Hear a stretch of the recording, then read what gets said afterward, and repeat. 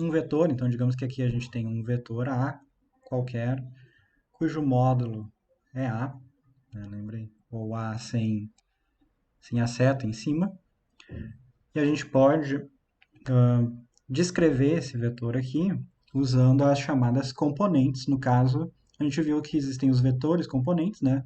E que os módulos desses vetores componentes são as componentes escalares, né? Então, são escalares que a gente usa para descrever isso aqui.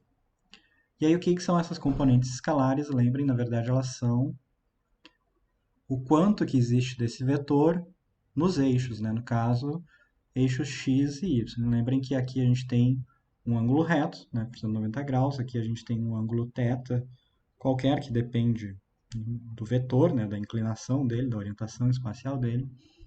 E a gente sabe que essa aqui é a componente AY, que é a mesma coisa que estar aqui, né, AY. E aqui a gente tem a componente AX.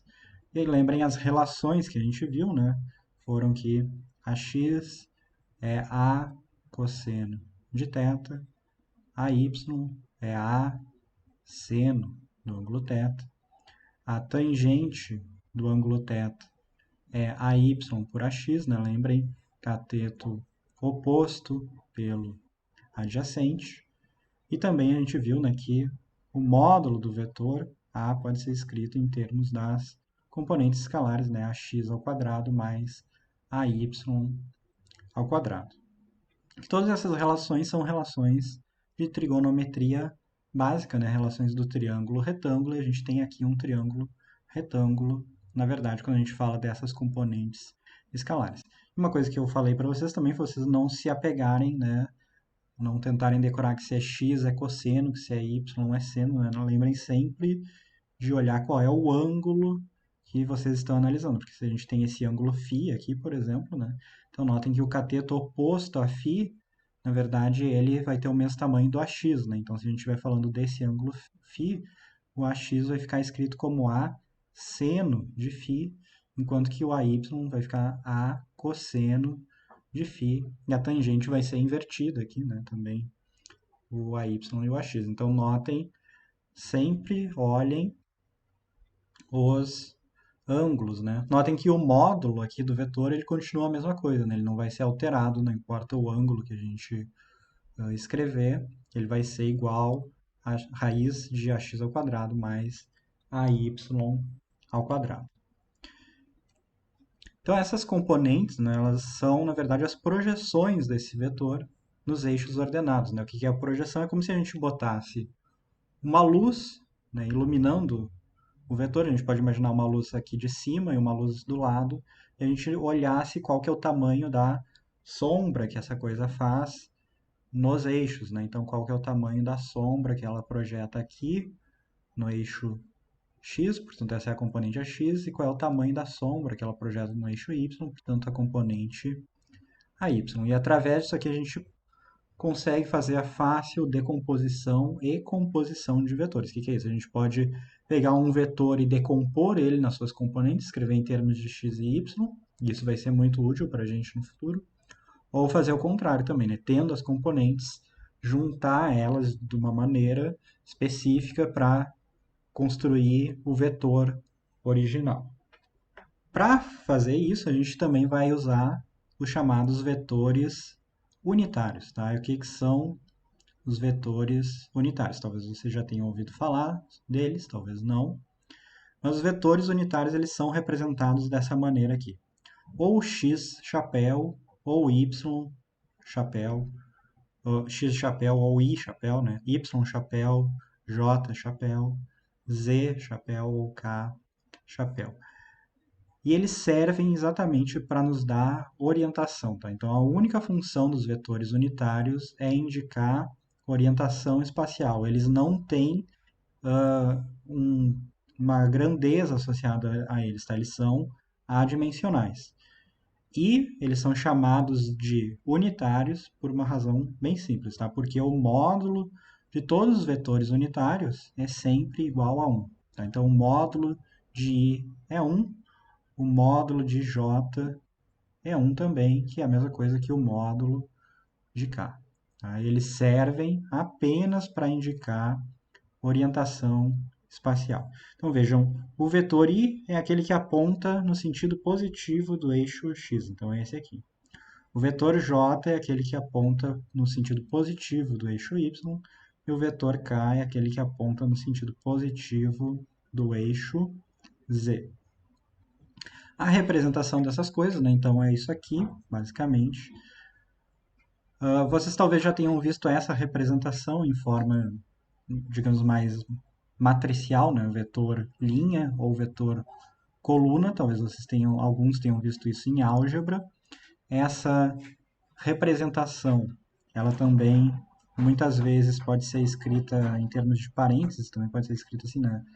Perdão, aqui é 1,0,0, ou 0,1,0 e 0,0,1.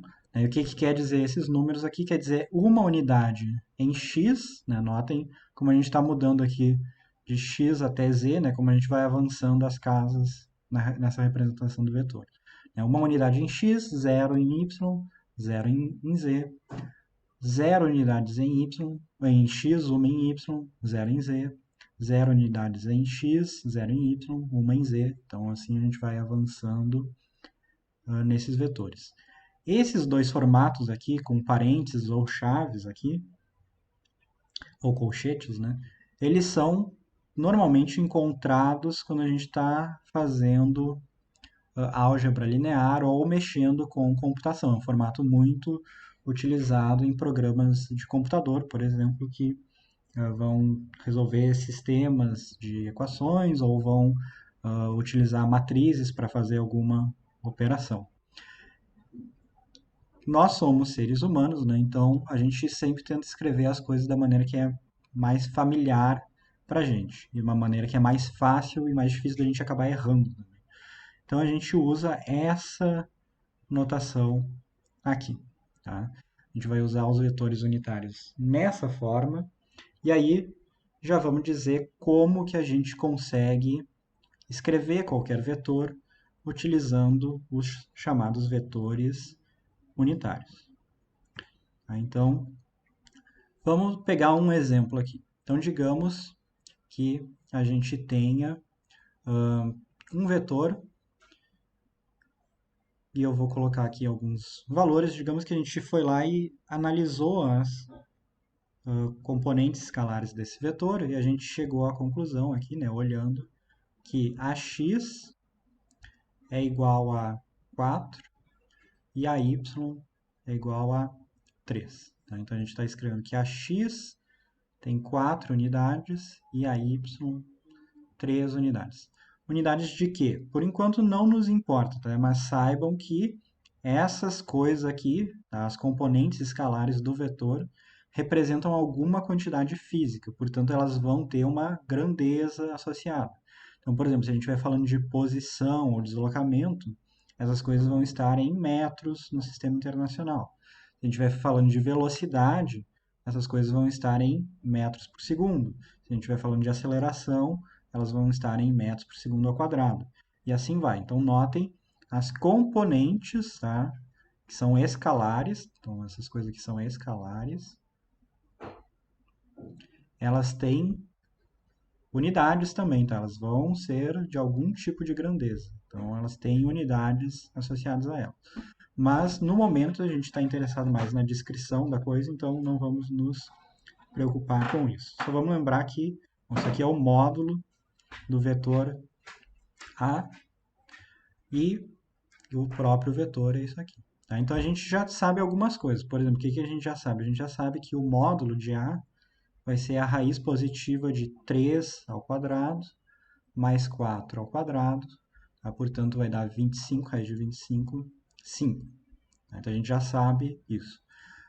Agora eu não estou interessado mais na parte escalar. Eu quero conseguir escrever o vetor A em si. Tá? Então, que vetor A é esse? E aí é bem simples, tá? Na verdade, o que a gente vai fazer é escrever aqui o vetor A, ele é a componente escalar x na direção y, mais a componente escalar y na direção j. Então, é simplesmente isso que a gente vai fazer. No caso, para esse vetor específico, né, então isso significa escrever que A é igual a 4i mais 3j. E aí notem o que isso aqui está nos dizendo, é que a gente tem 4 unidades na direção x positiva, mais 3 unidades na direção y positiva. Né? Então, para que serve esse i e esse j? Justamente para indicar a orientação dessas coisas. E notem, isso aqui vai ficar dessa maneira, tá? Vai ficar 4i mais 3j. Vocês não vão somar essas coisas e vai dar 7 alguma coisa. Isso não existe. Tá? Porque lembrem, x e y são coisas separadas. Então, i e j são coisas separadas. Elas vão ficar dessa maneira aqui. Tá? Então, de uma maneira genérica, tá? Na verdade, qualquer vetor A em 3 dimensões, normalmente eu fico fazendo as coisas só em 2 dimensões, porque para a gente poupar tempo, também é mais fácil de visualizar. Mas notem, isso aqui é válido para 3 dimensões também.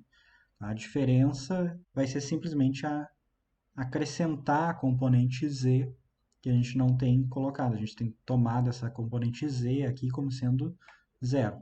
Mas, obviamente, se o vetor estiver em 3 dimensões, isso não precisa ser zero, né? E aí, de uma maneira genérica, então qualquer vetor A em 3 dimensões, a gente vai escrever ele como sendo a componente x com orientação y, mais a componente y com orientação j, mais a componente z orientação k. E aí vocês podem imaginar, bom, mas e se a gente tiver, digamos, um vetor diferente, que tenha números negativos, né? Como é que a gente vai fazer? Mesma ideia, mesma coisa, tá? Então, vou colocar um outro exemplo aqui, fazer um vetor bem similar, tá? Vou pegar aqui x e y, e aí eu vou desenhar basicamente o mesmo vetor, só que ele espelhado aqui em relação a x, tá? Então, na verdade, é um vetor aqui para baixo. E aí notem a componente ax desse vetor, vou dizer que é 4 ainda, enquanto que a componente AY agora vai ser igual a menos 3.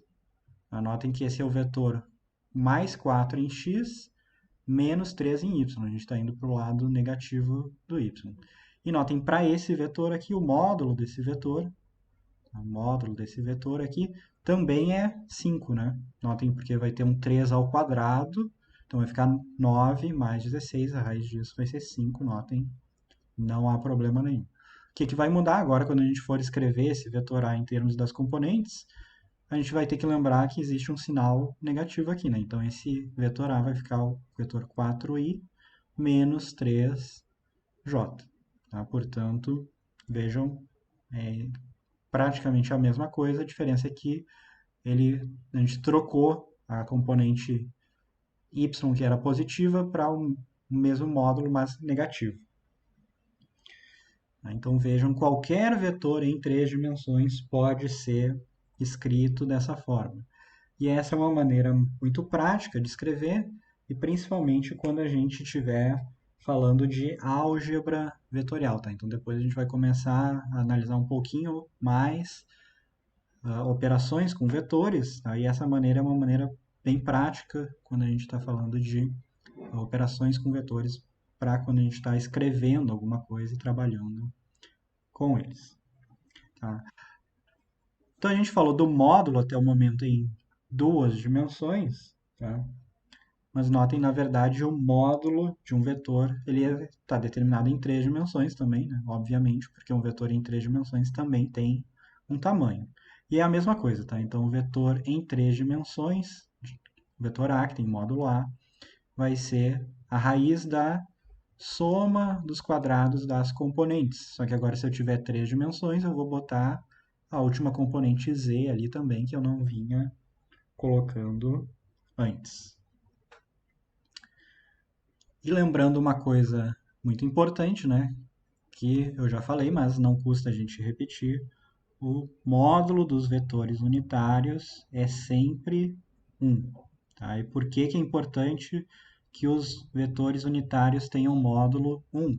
Porque quando a gente escreve o vetor nesse formato, a xi mais a yj mais a zk, a gente está olhando o tamanho aqui das projeções nos eixos, né? Então, a x é uma coisa que me diz quanto do vetor está em x. A y me diz quanto do vetor está em y. Então, para eu conseguir multiplicar por um vetor para me dar orientação, nos casos os vetores i e j aqui, por exemplo, eu tenho que garantir que essa multiplicação que eu faço, ela não altera o que eu estou descrevendo, ou seja, ela não pode alterar o tamanho do vetor, não pode alterar o tamanho das componentes.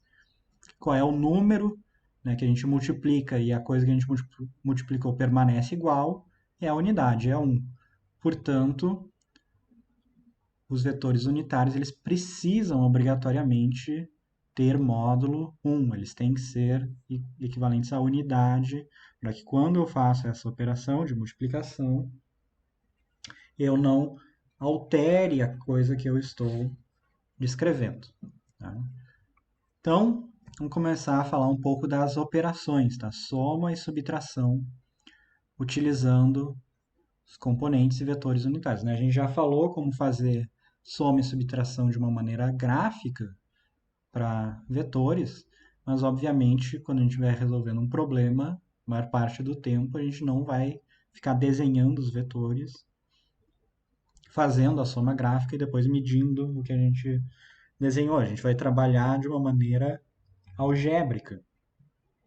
Então, o que que a gente precisa? A gente quer fazer alguma operação do tipo, eu vou pegar um vetor A, somar com um vetor B, e isso vai me dar um vetor C.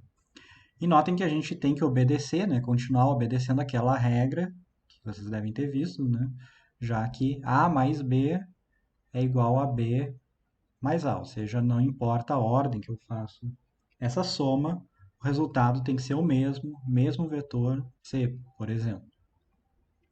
Então vamos fazer isso de uma maneira genérica, tá? Então a maneira mais genérica possível. Só que em duas dimensões, tá? Notem isso aqui vai ser a mesma coisa em três dimensões. A única diferença é que vai aparecer uma componente z. Fora isso, não tem nenhuma diferença. Então o vetor A, genérico em duas dimensões, é o que? Uma componente axi mais uma componente ayj. E um vetor B, genérico, é uma componente bxi mais uma componente byj. Notem que as componentes elas determinam qual é o vetor, né? Então, um vetor que tenha 3 unidades em x e 10 em y vai ser o 3i mais 10j. Um vetor que tenha menos 2 unidades em x e menos 3 em y vai ser menos 2i menos 3j. E assim vai. Com as componentes, a gente determina completamente o vetor. Tá? Existem duas maneiras de determinar completamente o vetor, que é ou através das componentes, ou sabendo o módulo do vetor e o ângulo que ele faz com os eixos. Tá? As duas coisas são iguais. Mas agora a gente está interessado em analisar essa soma aqui. Então, a gente quer analisar A mais B. Então, vamos escrever isso aqui por completo. Vamos ver como é que fica essa coisa. Fica AXI mais AYJ mais BXI mais BYJ. E aí agora a questão é, bom, qual é a regra para fazer a soma agora, né? Então, quando a gente está fazendo soma de números, tem uma regra que é bem simples, né? Pega esses dois números, junta eles de uma maneira que vai dar a soma. Agora a gente tem que saber fazer a mesma coisa com vetores. E se vocês prestarem atenção no que eu disse antes, né? Eu disse que quando a gente escreve um vetor assim, nessa forma axi mais ayj, a gente tem que deixar ele dessa forma, porque essas componentes x e y, elas não se misturam, né? O que está com i permanece só com i, e o que está com j permanece só com j. Então a mesma ideia tem que continuar válida aqui. O que isso significa? Que essa coisa a gente só pode somar o que é x com x e o que é y com y. Ou seja, a gente precisa fazer ax mais bx e mais AY mais BYJ. Então vejam, isso aqui é a soma do vetor. E vejam que somar os vetores aqui é a mesma coisa que somar as componentes.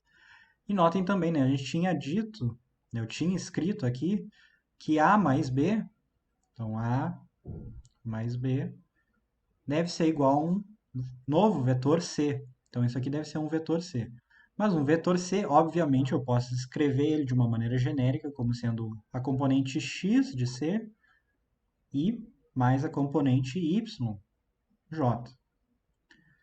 E notem o que isso aqui nos diz para essas coisas, né? Essa expressão. Vou destacar elas aqui em verde. Então, para que essas expressões que estão dentro da caixa em verde, opa, não quero riscar aqui, para que as expressões que estão dentro da caixa em verde sejam iguais, isso deve significar obrigatoriamente que essa componente x do vetor c, na verdade, é a soma das componentes escalares ax mais bx. A componente y é a soma das componentes escalares AY mais BY. Tá? Simplesmente isso. E vejam como a gente está tratando de uma soma de coisas escalares, né? Obviamente, a ordem que a gente faz isso não importa, né? Porque a gente sabe que 5 mais 2 é a mesma coisa que 2 mais 5. Então, vejam, aqui a gente pode concluir que essa regrinha aqui é respeitada, tá? Porque a gente está somando escalares. Né? Então, só para a gente fazer um exemplo bem simples aqui, vou fazer no cantinho. Tá? Então, digamos que o vetor A fosse o vetor menos 2i mais 3j. E o vetor B fosse o vetor 5i menos 3j. Então, vejam que a soma de A com B, né, vai ser um novo vetor C, e esse vetor vai ser o quê? 5 menos 2, portanto 3i, e 3 menos 3, 0j. Né? Então ele vai ter só a componente x agora. Aí, se a gente fosse desenhar isso aqui, esse vetor num plano xy, né? A gente ia desenhar o quê? Só essa componente x. Tá? Ele ia ser uma coisa assim. Tá? Esse seria o vetor c. Então, notem, a operação de soma e subtração com vetores é muito simples, tá? Basta a gente analisar x com x e y com y. E aí valem as mesmas regras que vocês conhecem para a soma de números quaisquer.